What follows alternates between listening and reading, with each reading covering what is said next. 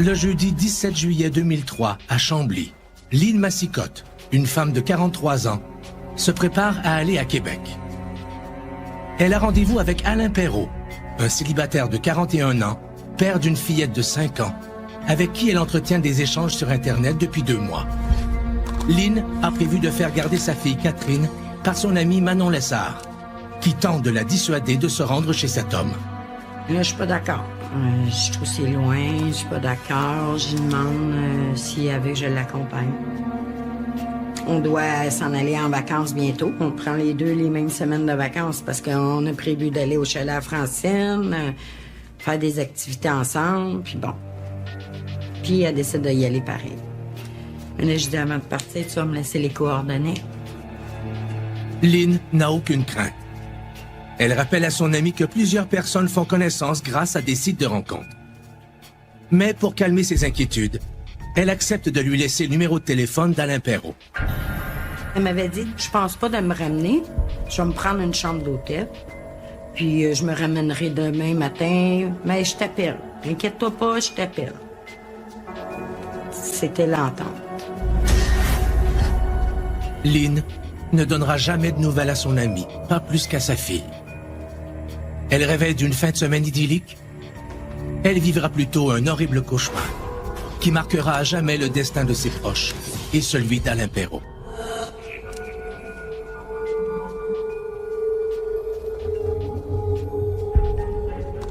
Le 17 juillet, vers 10h, Lynn Massicotte quitte la maison. Dans le cas où la magie n'opérerait pas avec Alain Perrault, elle a planifié de participer à la fête de la Nouvelle-France, qui a lieu dans le Vieux-Québec cette fin de semaine-là. Elle devait appeler vers 6h. Fait que vers 10h, elle avait pas appelé. Manon, elle a décidé de... Parce qu'elle avait laissé les coordonnées d'Alain Perrault, fait qu'elle a décidé de l'appeler. Puis lui, il a dit « Ah, t'es allé chercher des cigarettes, elle est pas revenue. » Fait qu'en partant, Manon, elle savait tout de suite qu'il y a de quoi qui marchait pas. Elle disait, OK, le gars, il était vraiment pas à son goût, tu sais, il faisait vraiment pas l'affaire, puis qu'elle a juste décidé de partir, qu'elle était en chemin, elle s'en revient. Elle a pas pu appeler.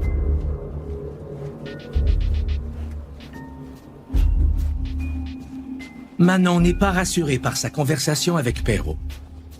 Les heures passent, et Lynn ne donne toujours pas de nouvelles. Manon craint aussitôt le pire, et contacte la sœur de son amie, Francine. J'ai appelé Francine. J'ai dit, je pense qu'il est arrivé quoi de grave à ta soeur. Mais tu sais, j'ai l'air peut-être de paranoïer. Là, je gars, elle était supposée de m'appeler, Francine. Elle était supposée de m'appeler. Il est arrivé quelque chose. Francine contacte les autorités. Mais les policiers ne s'alarment pas. Une adulte n'ayant pas donné de nouvelles depuis moins de 24 heures n'est pas considérée comme disparue. Quand j'ai vu que le dossier était pas sur la tablette du vendredi soir au lundi matin, puis j'avais personne pour s'occuper de ça, les deux bras m'ont tombé à terre, je me suis sentie complètement abandonnée. Ça n'avait pas de sens. Soit qu'il était arrivé quelque chose, ou soit que elle avait pogné un accident. Ou, tu sais, quelque chose de grave. Elle était tombée, je sais pas, moi, malade dans le coma. Et c'est sûr qu'il y avait quelque chose. Au cours de la fin de semaine, Manon et Francine contactent tous les corps de police et hôpitaux entre Chambly et Québec. Le lundi 21 juillet, 4 jours après le départ de Lynn, les deux femmes sillonnent l'autoroute 20. Elles s'arrêtent à toutes les haltes routières avec la photo de Lynn et la description de sa voiture. Une Pontiac Sunfire noire, dans l'espoir qu'elle ait été vue. Le jour suivant, les deux femmes se rendent dans la vieille capitale, où elles rencontrent des enquêteurs du service de police de la ville de Québec. Elles apprennent alors que le véhicule de Lynn a été découvert aux abords du château Frontenac. Les contraventions trouvées sur le pare-brise laissent entendre que la voiture a été abandonnée.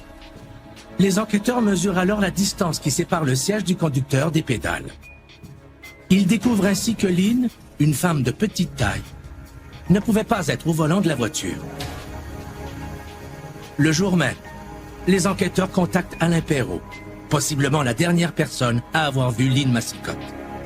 M. Perrault a donné comme version qu'à ce moment-là, Lynn était venue chez lui, qu'il avait fait l'amour avec, et qui était même embarqué dans son auto pour aller au restaurant, qui avait pris la place de conducteur dans l'auto de Lynn Mascotte et que par la suite, après avoir fumé du pot, qui avait eu un mal de tête et qui avait décidé de pas aller au restaurant. L'angoisse monte d'un cran.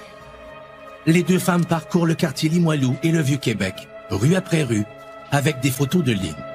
On se promène avec nos voitures qui sont eux aussi placardées avec la photo. Dans le Vieux-Québec, tout partout où on était la bienvenue. On a mis des photos.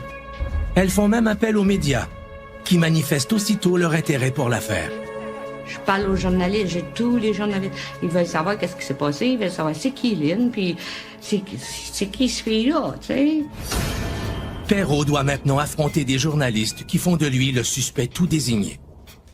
Depuis jeudi passé, ça allait pas pire. Bon, je m'en faisais dans ma tête, là, ça m'inquiétait un peu, mais personne me harcelait. Là.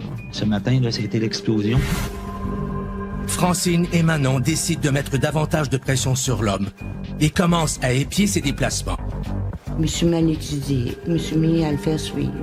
C'est vrai, j'ai toujours été légale.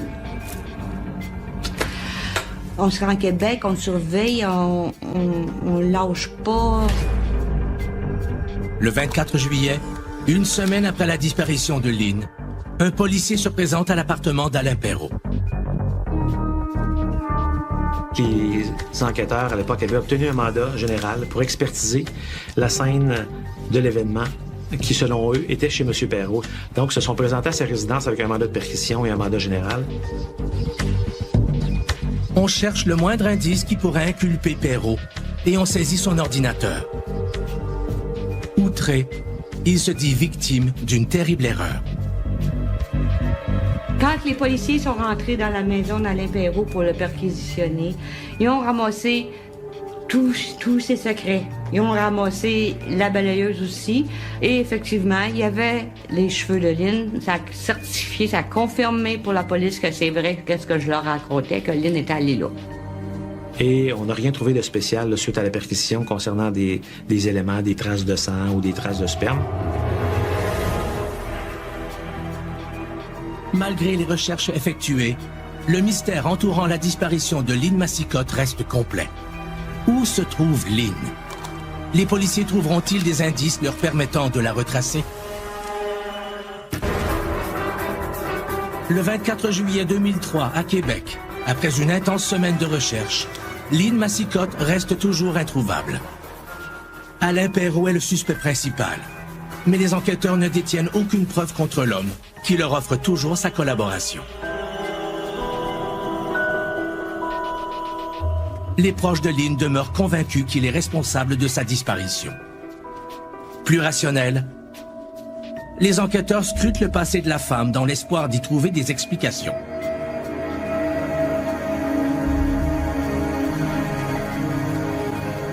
Lynn Mascotte naît le 28 août 1959 à Montréal-Nord. Dernière d'une famille de 6 enfants, elle est choyée par ses frères et sœurs. Lynn et moi, on était de genre, on se regardait puis on se parlait. Vous savez, c'est le genre de magie-là qui se dégage deux fois entre deux personnes de la même famille, on se regarde, on se parle. Elle était tellement prévisible, Lynn, elle était tellement cute à voir aller. Je devinais tout de comment qu'elle pensait, comment qu'elle était pour réagir. Vers l'âge de 12 ans, le destin frappe. Lynn apprend qu'elle est atteinte de scoliose, une grave déformation de la colonne vertébrale. Les pronostics sont mauvais et les médecins sont impuissants. Lynn est condamnée. Il lui donnait 2 ans parce qu'en 2 ans, sa colonne aurait plié à 54 degrés de courbature. Fait que c'est sûr que là, à ce moment-là, tous les organes auraient été compressés. C'est pour ça qu'il donnait pas un grand laps de temps à vivre. Les médecins procèdent alors à une chirurgie dans le but de prolonger l'espérance de vie de Lynn. Ils fixent des tiges de métal à ses vertèbres. Elle est restée plusieurs mois à la maison, plâtrée du coccyx au cou, dans un lit. Dans ce temps-là, il n'y avait pas de service. Tu te démerdais. J'en l'amenais sur le comptoir de la cuisine pour lui laver la tête avec maman. Puis Puis le vendredi soir, ben j'allais m'installer avec elle, puis on s'achetait chacun un chip puis un coke, puis on s'assoyait ensemble dans son lit, puis on regardait la télé. Défiant tous les pronostics, Lynn se rétablit avec succès. Elle sort aguerrie de l'épreuve et rien ne semble plus l'apeurer. Elle était tout le temps positive, un petit bout d'entrain, une joie de vivre. C'était bien, il n'y avait rien de compliqué avec Lynn, le moins possible. Hein? En 1985, alors âgée de 26 ans, elle déniche un emploi dans une grande banque. Candide et empathique, elle se fait rapidement plusieurs amis et semble tout particulièrement attirée par les gens plus vulnérables. Disons que Lynn, elle aime pas les gens qui sont laissés en arrière-plan. Fait qu'elle est portée à aller les chercher parce qu'elle est comme ça, Lynn. Hein? Elle va chercher le monde. Puis le monde, de toute façon, t'es attiré par elle, par sa... Je sais pas, sa joie de vivre. On est attiré par elle. Puis justement, il y avait une fille, une légère handicap mental. Mais Lynn, c'était considéré comme son amie. Elle l'avait invitée à aller souper chez elle. Elle l'avait présentée à ses enfants. Lynn vit des moments de parfait bonheur. Les médecins lui avaient prédit qu'elle ne pourrait jamais avoir d'enfant, mais la jeune femme en a décidé autrement. Elle avait le sourire facile. Moi, je l'ai jamais vue vraiment enragée, Lynn, là, ou choquée, noire, après quelque chose. Moi, je l'ai jamais vue comme ça. Fait que c'était pas quelqu'un qui était dur à vivre comme tel. En 1987, Lynn et son conjoint célèbrent l'arrivée de leur premier enfant. Et 4 ans plus tard, Lynn donne naissance à Catherine. Fait que toujours est-il qu'elle était très fière de ce qu'elle avait jusqu'à date. Puis ses enfants, c'était sa plus grande fierté, puis sa plus belle œuvre qu'elle me disait. En 1998, 7 ans après la naissance de leur fille, Lynn et son conjoint se quittent. Ils se séparent alors la garde de leurs enfants. Je pense que naturellement, ça s'est fait. Moi, c'était évident que j'allais avec ma mère. Je sais pas, peut-être parce qu'on est 2 filles. Dans les années suivant la séparation, Lynn trompe sa solitude en faisant de plus en plus d'activités avec sa sœur Francine et avec son amie Manon, qui est aussi chef d'une famille monoparentale. C'était comme naturel. Là. On finit de travailler, on s'en va à la maison, on fait le souper, on voit ce que les enfants sont venus de l'école. Une fin de semaine sur 2, les enfants partaient chez le père. Puis la mienne aussi. Fait qu'on en profitait, nous, on sortait. Fait qu'on sortait souvent dans un petit bar à Chambly. On se ramenait les deux en taxi, le même taxi. La première débarquait le deuxième, puis on s'appelait pour se dire que OK, c'est beau, on les deux. Moi, je la voyais rentrer chez elle. Quand j'arrivais, moi, chez moi, je l'appelais pour lui dire que j'étais rentrée. Là. Fait que c'était comme... On était prudente sans savoir qu'il fallait être très prudent, là. Mais je veux dire, on fonctionnait comme ça. En étudiant le passé de Lynn, les enquêteurs doivent se rendre à l'évidence et éliminent la piste du suicide qui est toujours considérée dans les cas de disparition. Ce qui fait en sorte que les enquêteurs éliminent cette piste-là, c'est le profil de Lynn Mascotte, qui est un profil d'une dame qui était bien équilibrée, sans antécédent judiciaire, qui avait une bonne famille. Lynn a trouvé l'équilibre dans sa vie professionnelle et familiale, mais elle éprouve maintenant le besoin de vivre en couple. Elle me tenait au courant, mais tu sais, sans trop de détails. Elle me disait, maman, elle aimerait ça, tu sais, avoir quelqu'un, puis quelqu'un qui prend soin d'elle, puis tu sais, elle me parlait comme un enfant, mais en me tenant au courant, tu sais, mais sans plus. Au début de l'année 2003, Lynn décide de s'inscrire à un site de rencontre en ligne pour y trouver l'homme de ses rêves. Certains avantages, c'est que on fait ça à partir de la maison, on est chez nous. Deuxièmement, c'est pas très dispendieux non plus. Hein. Les services sont quand même assez abordables pour tous et chacun. Aussi le fait peut-être d'une certaine gêne de dire, bien, je vais faire affaire dans une agence de rencontre. Il y a beaucoup d'anonymat. Lynn se donne le surnom de Philomène. Elle fait plusieurs rencontres virtuelles, mais ne passe jamais à l'étape suivante, faire connaissance en personne. Les gens vont échanger pendant des mois et des mois et des mois sans se rencontrer. Alors, si émotivement on est un peu fragile, que ce soit le monsieur ou la madame, il peut y avoir un certain attachement. Alors, On alimente. L'autre personne, elle est très contente de lire tout ce qu'on lui donne. Hein. Elle nourrit cet espoir-là, si on peut dire. Loin de se prendre au sérieux, Lynn laisse Manon s'amuser aux dépens de ses nombreux correspondants. On en riait. C'était juste comique. Dans le fond, ces personnes-là, on les connaissait pas, on les reverra jamais. Au cours du printemps 2003, Lynn fait la rencontre d'Alain Perrault. L'homme s'exprime bien et pique sa curiosité. Il y a des gens qui ont une facilité de s'exprimer, bon, je pense peut-être se méfier un peu des beaux discours, des belles histoires, d'écrire qu'est-ce qu'on voudrait lire. Ça aussi, c'est là, hein. Il y a des gens qui ont grand besoin d'amour. Alors, ce grand besoin d'amour-là, souvent, c'est ces gens-là qui vont se retrouver dans des positions un peu moins confortables. Il s'exprimait d'une façon, par écrit, qui était quand même, je vous dirais, très poétique. Si je me mets à la place de Madame Mascotte, j'aurais été tenté de connaître cette personne un peu plus là. Ils échangent pendant 2 mois, avant que Lynn décide de se rendre à Québec le visiter. C'était son anniversaire à lui. C'est la raison pour laquelle Lynn était descendue aussi, une des raisons. Et aussi pour aller aux fêtes de la Nouvelle-France s'amuser. Parce que c'était une joyeuse, elle était bonne vivante, Lynn, là. C'était une ricaneuse, là. Elle aimait ça s'amuser.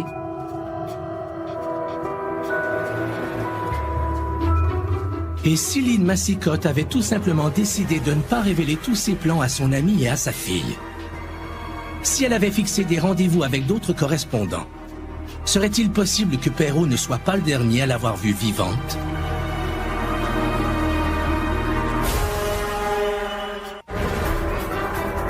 Après avoir éliminé la piste du suicide de Lynn Massicotte, les enquêteurs se concentrent sur Alain Perrault, leur unique suspect, qui clame toujours son innocence.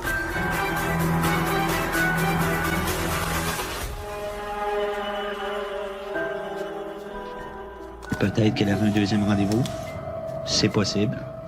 Elle n'avait pas à me le dire, puis c'est normal aussi, là. Tu vas rencontrer quelqu'un, bon, peut-être tu prévois que OK, ça ne fitera pas avec lui, je vais en préparer un autre en cas. Sans éliminer cette dernière hypothèse soulevée par Perrault, les enquêteurs décident d'analyser de nouveau ses faits et gestes dans les jours entourant la disparition de Lynn. C'est alors qu'un détail de leur première rencontre avec l'homme leur revient à l'esprit. À la fin de la rencontre, M. Perrault donne une lettre à l'enquêteur Tremblay. Une lettre qui était un courriel qu'il avait fait parvenir à Lynn Massicotte le soir du 17 juillet. À l'effet qu'il la remerciait d'être venue à son domicile, mais par contre se demandait pourquoi elle était partie si rapidement. Puis il était comme offusqué de ça, parce qu'elle n'avait pas donné de retour. Intrigués par le contenu du courriel, les enquêteurs le font parvenir à des analystes de contrôle de la sincérité. Grâce au recoupement de différentes sciences, dont la linguistique et la psychologie, ils parviennent à déterminer si les déclarations sont issues de la mémoire ou de l'imagination de leur auteur. M. Perrault avait utilisé dans sa lettre des termes bien spécifiques. Entre autres, à un moment donné, il spécifiait à Lynn dans sa lettre qu'il la remerciait d'être venue chez lui, que c'était un beau cadeau de fête en avance, mais qu'il trouvait ça regrettable qu'elle était disparue aussi rapidement. Les experts avaient conclu à ce moment-là que le terme « disparu » voulait dire qu'on ne reverrait plus jamais Mme Mascotte, qu'elle était probablement décédée. Perrault serait donc le dernier à avoir vu Lynn vivante. Des spécialistes examinent alors son disque dur qui a déjà été perquisitionné. On s'est aperçu qu'il y a des milliers de fichiers informatiques qui avaient été effacés dans le mois où Mme Mascotte était venue à l'appartement de M. Perrault. Et au cours d'une longue période d'activité sur son ordinateur, jamais on n'avait vu M. Perrault effacer autant de fichiers. Les enquêteurs informent les proches de Lynn Massicotte des progrès de leurs recherches. Mais le peu d'informations que leur révèlent les policiers impatiente Manon et Francine, qui décident de poursuivre leur enquête parallèle. On surveille, on lâche pas, on me sert de la police pour avoir des renseignements, me sert des citoyens, me sert des voisins, me sert de tout le monde. OK?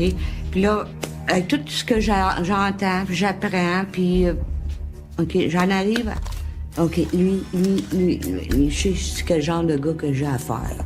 Hein? Puis même la police, elle l'a dit. C'est incroyable parce que il est fort, mais t'es plus forte que lui. Alain Perrault est né le 18 juillet 1962 dans l'arrondissement de Charlesbourg, à Québec. Issu d'une famille de la classe moyenne, il grandit avec des parents autoritaires. On sentait une froideur incroyable. Puis je sentais aucun amour. Jamais j'ai vu Alain embrasser sa mère, son père, le féliciter. J'ai jamais vu personne féliciter Alain. Jamais, jamais, jamais. Des encouragements, jamais non plus. Non, Alain s'est comme débrouillé tout seul à quelque part. Pourtant, Alain aurait pu être la fierté de ses parents. Rapide et brillant, il se distingue en effet très tôt des autres garçons de son âge, excellant dans des activités plus intellectuelles que sportives. Il y avait un petit côté intellectuel incroyable. J'ai montré comment jouer aux échecs. Alors à ce moment-là, lui, il était, je vous dirais, captivé par ce défi-là, d'apprendre les échecs, comment c'est que ça marche. Alors, comme moi, j'avais participé à certains tournois étant plus jeune, j'avais une longueur d'avance sur lui. Alors, je gagnais souvent. Alors, lui, il a fini à un moment donné par gagner aussi. Je lui donnais pas de chance, là, mais il finissait par gagner. Alors, c'était un jeune qui voulait apprendre puis qui voulait vraiment performer. Perrault aime relever des défis où la mémoire est en jeu. Il s'amuse, par exemple, à apprendre des séries de chiffres par cœur ou à réaliser des mots croisés dans un temps record. Mais les performances intellectuelles de Perrault n'ont pas nécessairement la cote auprès des filles qu'il tente d'approcher. Je crois au niveau des émotions affectives, il a vraiment emmagasiné un certain temps. Je sais pas si c'est dû à cause de son enfance qui fait que ça a vraiment pas bien marché. Il a pas eu cette chance-là en étant ado et s'est toujours fait rejeter. Pas dans le sens que je veux rien savoir de toi, on a essayé un soir. Non, non, non, du tout là. C'est même pas un seul approche. Rien. Zéro. Alors lui, sur ce côté-là, il avait aucune chance. Même parler avec une fille, c'était très douloureux. Alain est si gêné devant les filles qu'il en perd tous ses moyens. À un moment donné, je l'ai emmené voir une fille. Et puis, c'était vraiment catastrophique.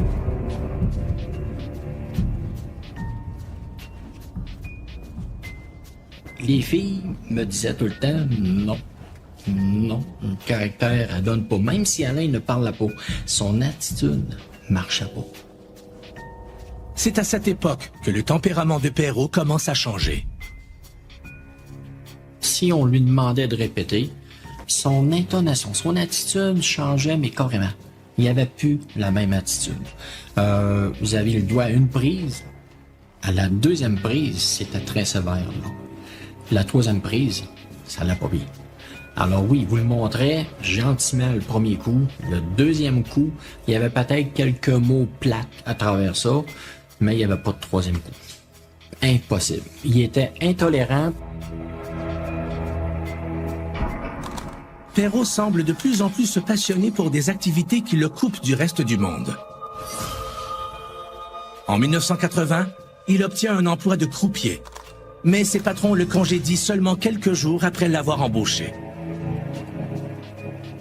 Ça démontre qu'on peut être très intelligent dans un domaine, puis carencé dans un autre. On a affaire ici à un individu qui est décrit comme très intelligent au niveau informatique et qui est capable d'aider les autres, de comprendre rapidement les problèmes, mais d'un autre côté, tellement malhabile au niveau social, incapable de s'entendre avec qui que ce soit, perd son travail, colérique. En 1991, malgré sa grande maladresse à établir des relations avec ses pairs, Perrault rencontre une femme qu'il réussit à séduire. Ils tombent aussitôt en amour et emménagent ensemble la même année. 7 ans plus tard, en 1998, la conjointe de Perrault donne naissance à une fillette. Tout le monde a des aspirations dans la vie, tout le monde rêve d'une vie idéale, puis dans une vie idéale, bien, on réussit au niveau professionnel, on réussit au niveau individuel, on réussit au niveau social, familial. Le fait qu'on ait des gros problèmes de personnalité enlève pas qu'on recherche cet épanouissement-là dans les différentes sphères de la vie. En 2000, le couple se sépare, mais Perrault garde des contacts avec sa fille, qu'il accueille une fin de semaine sur 2. Jamais j'aurais pu comprendre que Alain soit un jour avec une femme, puis qui a aussi un enfant. C'est pas logique de tout ce que j'ai vu. Lui, il avait vraiment une intolérance, là, mais absolue sur ce côté-là. Et quand j'ai appris qu'il y avait une femme avec un enfant, la première chose, je me suis dit, non, ça se peut pas, là. Il y a quelque chose qui marche pas quelque part, là. Après la rupture, Perrault se tourne vers les sites de rencontres pour trouver l'âme sœur. Il passe plusieurs heures devant son écran. Il séduit des femmes avec lesquelles il réussit parfois à passer à l'étape de la rencontre en personne. C'est l'outil idéal pour des personnes comme ça. Parce que d'un côté, ça met en évidence leur qualité. C'est des gens intelligents, à la répartie rapide. C'est des gens qui sont froids, donc qui sont pas pris dans toutes sortes d'émotions, donc ils peuvent vraiment réagir là, très bien. C'est des gens qui sont capables aussi de se mettre un peu à la place des autres, savoir. C'est des gens qui développent des qualités pour être manipulateurs. Qu'est-ce que l'autre veut entendre? La réalité pour eux étant pas qu'est-ce qui est la vérité, mais qu'est-ce que l'autre veut entendre. Ça prend du temps avant de connaître quelqu'un. De donner notre confiance à quelqu'un, c'est pas gratuit.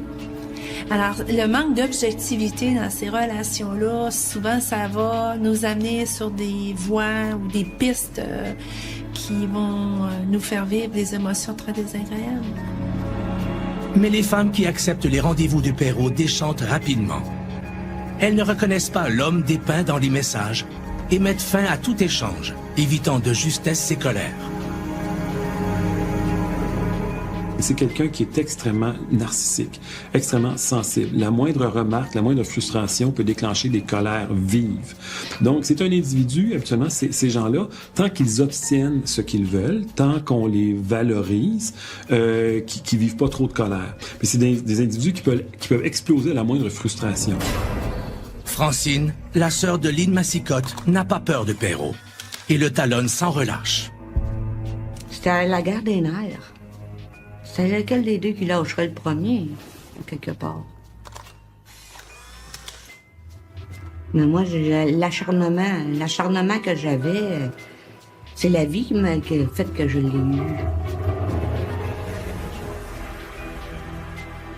Tandis que Francine poursuit sa propre enquête, les experts en informatique continuent leur travail.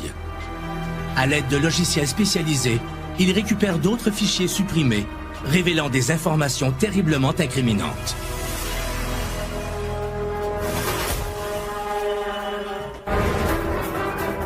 Après avoir découvert le contenu des fichiers informatiques qu'Alain Perrault avait pris soin de supprimer de son ordinateur, les enquêteurs pensent avoir trouvé des preuves contre leur suspect.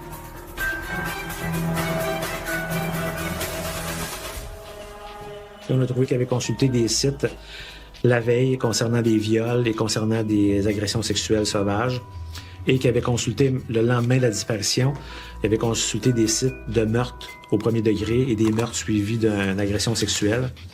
Puis il avait consulté les sites de disparition là, la journée d'après. Là. Les enquêteurs passent à l'offensive. Ils demandent à Perrault de passer le test du polygraphe, mais il refuse. Ça compte pas en cours, première chose. Deuxième chose, c'est pas exact à 100%. Puis troisième chose, moi, je peux te poser des questions puis je vais te faire mentir à 100% du temps.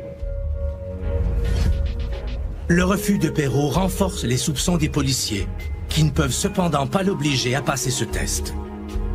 Le 19 août, plus d'un mois après la disparition de Lynn, ils arrêtent Perrault dans l'espoir que leurs experts en interrogatoire parviennent à lui soutirer des aveux. Mais lui, sa version, c'est la même qu'il donne depuis le début et il décide de la maintenir. Donc, les enquêteurs, au bout de 12 heures d'interrogatoire, n'ont pas d'autre choix, parce qu'ils n'avaient pas eu d'aveu à ce moment-là, de remettre Alain Perrault en liberté. Les procureurs de la Couronne craignent qu'advenant un procès, l'homme soit acquitté faute de preuves le liant directement au meurtre. Comme un procès ne peut être tenu 2 fois pour les mêmes accusations, les enquêteurs doivent s'armer de patience. Pour Perrault, c'est l'heure de gloire. Alain Perrault pensait s'être sorti de ce dossier-là et donnait plusieurs entrevues aux médias. Chaque fois qu'il en avait l'occasion, à chaque date d'anniversaire, ça refaisait surface, donnait des entrevues et lui-ci se pavanait dans la rue puis rejetait le blâme sur Lynn Massicotte. Et l'opinion publique pensait bien que le service de police puis l'enquête était terminée à ce moment-là, qu'on ne pouvait plus rien faire. Les enquêteurs devront attendre 6 ans avant de mettre sur pied une opération qui leur permettra de faire comparaître Perrault devant la justice. Ces longues années sont insoutenables pour les proches de Lynn Massicotte. Je mange plus, je bois plus, je pense rien qu'à ça, puis qu'est-ce que je peux faire, puis OK, on va aller faire du tapage là-bas encore. Je retourne là-bas, je refais des tapages, je refais du tapage en ville. Façon de parler de tapage, là.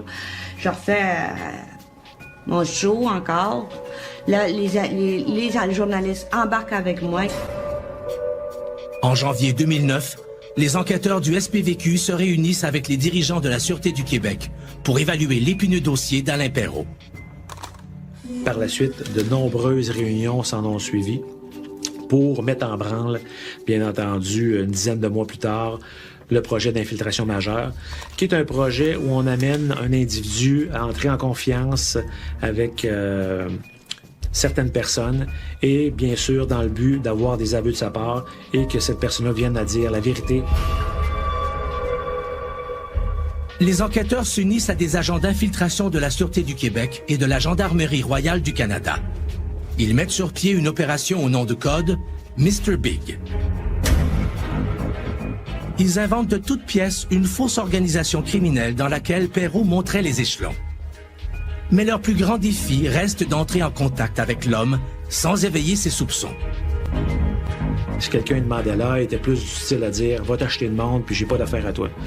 Donc, M. Perrault n'a pas été facile d'approche, mais c'est un travail qui est long, qui est fait de façon acharnée, et les enquêteurs n'ont pas lâché pour mettre Perrault en confiance. C'est d'ailleurs le but de l'opération d'infiltration, amener Perrault à être en confiance avec ces gens-là. L'opération comporte divers scénarios où Perrault doit démontrer qu'il a les compétences nécessaires à la pratique d'activités criminelles. Les policiers ont joué sur le narcissisme de l'individu en lui disant « Prouve-nous que t'es bon, montre-nous que t'es quelqu'un, montre-nous que t'es capable ». Ils ont fait venir quelqu'un qui était vu comme très influent, comme très imposant. Puis on sait que les narcissiques peuvent être impressionnés par les personnes qui vont admirer et ils veulent les impressionner. Il est tombé dans le piège directement. Après 4 mois, l'opération tire à sa fin. Perrault est présenté au grand patron, un agent double. S'il veut faire partie intégrante de l'organisation, il doit avouer ses crimes passés. Il est alors questionné sur son implication dans la disparition de Lynn Massicotte. T'es le premier à savoir ce qui est passé pour vrai. Ben, c'est pour ça qu'on est ici. Je le sais, mais... C'est pour ça qu'on est ici aujourd'hui. Je dirais ça, OK, mais tout ce qu'on dit ici, ça reste ici. T'as pas d'affaire à parler dessus. C'est correct. Je savais pas des Satan, j'avais mon jamais avec nous. Non, ouais. Ils ont tout essayé, puis nous, on cherchait des points. Ouais,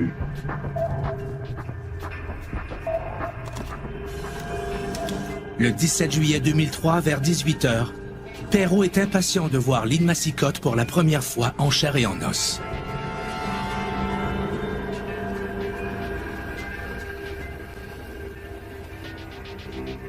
Lorsqu'elle entre chez lui, la discussion s'oriente rapidement autour de relations sexuelles.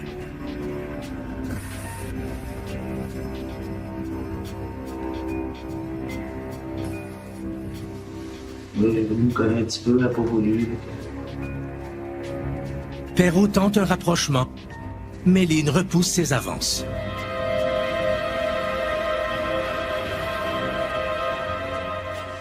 C'est quoi de ta vie?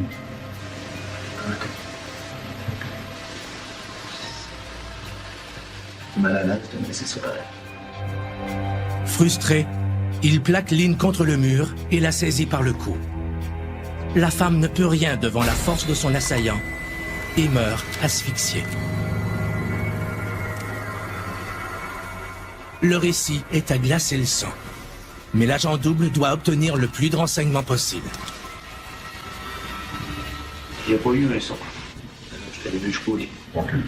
J'ai vu un peu, toujours à l'instant avec une main.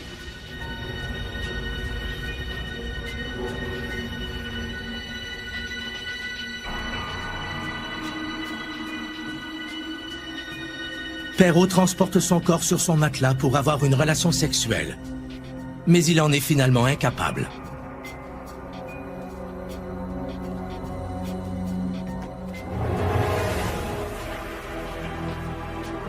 Perrault ira-t-il jusqu'au bout de son horrible récit?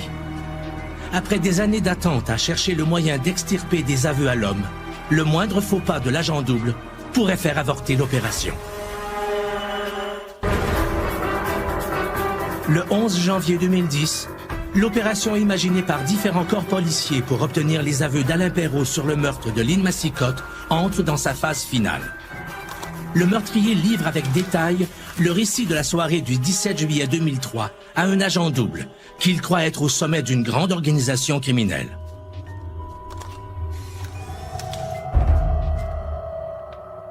Certain d'impressionner le patron de l'organisation, Perrault raconte que vers 22 heures, il a reçu un appel de Francine Massicotte, la sœur de Lynn. D'abord stressé par les questions de la femme, il a pensé à utiliser la situation à son avantage pour se débarrasser du corps de sa victime. Perrault a mentionné à Francine qu'il ne savait pas c'était quoi l'auto de Lynn Massicotte. Et lui a demandé, Francine lui a décrit, il s'agissait d'un Pontiac Sunfire noir, tel type de modèle, les portes aussi. Et M. Perrault avait pris ces indications-là sur un petit papier à côté de son téléphone en notant bien ce que Francine lui disait. Maintenant en mesure d'identifier la voiture de sa victime, Perrault l'approche de la fenêtre de son appartement. Il réalise alors que le coffre est plein. Transporter le corps jusqu'à la banquette arrière de la voiture l'expose davantage. Mais Perrault n'a pas d'autres options. Sans perdre son sang-froid, Perrault passe le corps de Lynn par la fenêtre de son appartement. Il dépose la dépouille sur la banquette arrière et s'installe sur le siège du conducteur. Pour ne pas se faire remarquer, il éteint les phares.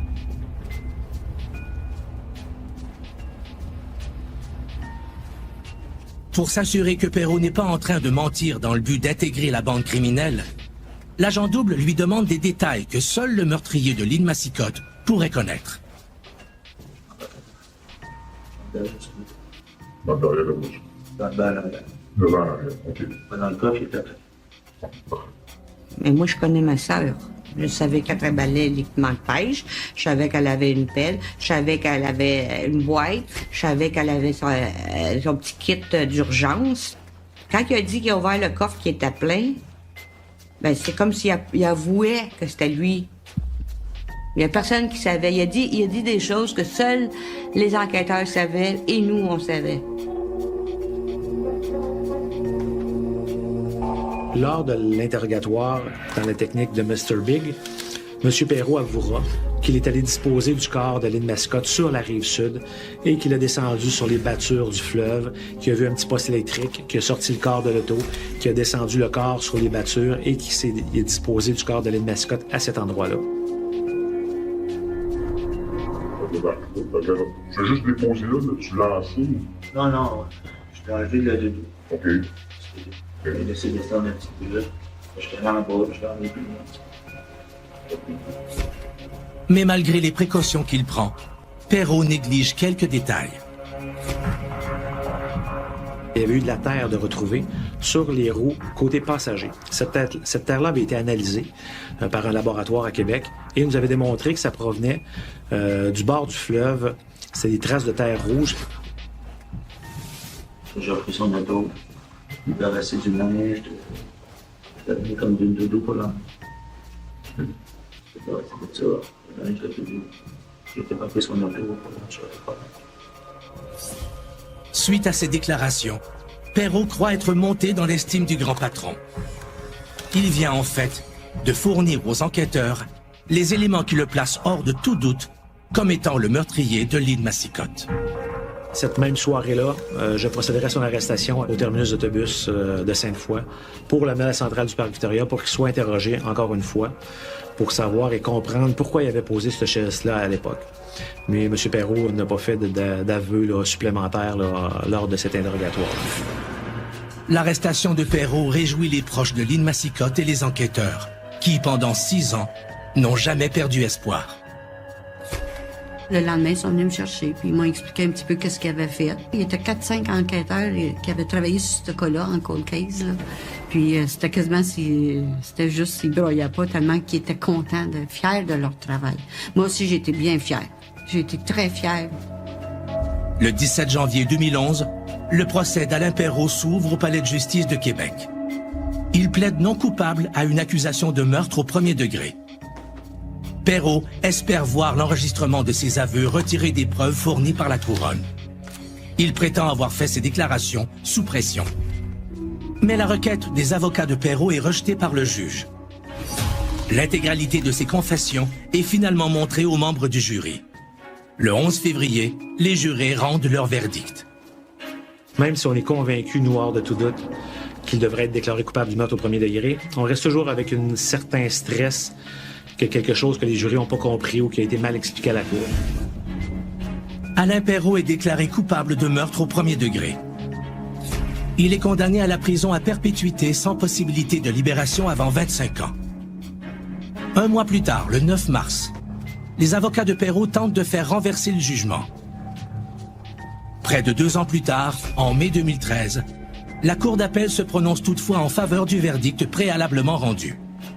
Le meurtrier devra purger sa peine. Mais Perrault n'a pas dit son dernier mot. Le 16 août 2013, il demande à la Cour suprême de casser le jugement. Il est à ce jour toujours en attente d'une réponse. Je pense souvent au fait de comment que ma vie elle aurait évolué si elle serait encore là, si j'aurais pas déménagé de Chambly, si j'aurais eu encore les mêmes amis, si elle aurait été là pour me montrer toutes les affaires de femmes, c'était toutes ces affaires-là, tu sais, toutes les choses qui m'ont manqué. Je pense souvent, ouais, tous les jours. Mais mon deuil est fait. J'ai plus envie de pleurer. T'sais, c'est sûr que des fois je suis triste encore, ça me fait de la peine.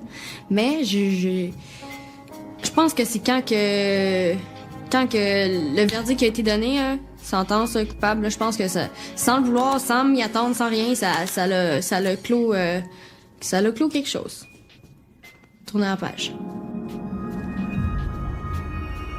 La réflexion que j'ai là-dessus, c'est que c'est pas la faute d'un site de rencontre qui fait qu'un homme commet un acte de cette sorte. Ça peut arriver n'importe où, n'importe quand. Les rencontres sur Internet ne sont pas nécessairement dangereuses. Mais il faut respecter certaines règles. S'assurer d'avoir laissé les détails du rendez-vous et surtout, le tenir dans un endroit public. Les précautions prises par Lynn et ses proches auront au moins permis d'identifier Alain Perrault et de mener à son arrestation. Si un tel drame se préparait dans votre entourage, sauriez-vous le voir venir?